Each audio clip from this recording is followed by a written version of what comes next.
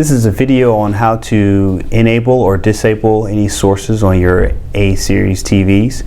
You will need a PD 108-420 remote. We will begin by pressing the OK button on your remote for TV. We will then press the Setup button. We will scroll over to the option that says Sources. Quick press the OK button to go into Sources. Choose the option that says Source Enable. Press OK one more time. From here, you can choose whichever sources you'd like to enable or disable. Once you've chosen which sources you'd like to enable, simply press the OK button to go back one step in the menu. I do also like to point out that you also do have the option for setting the default source, which is the source that your TV will power onto.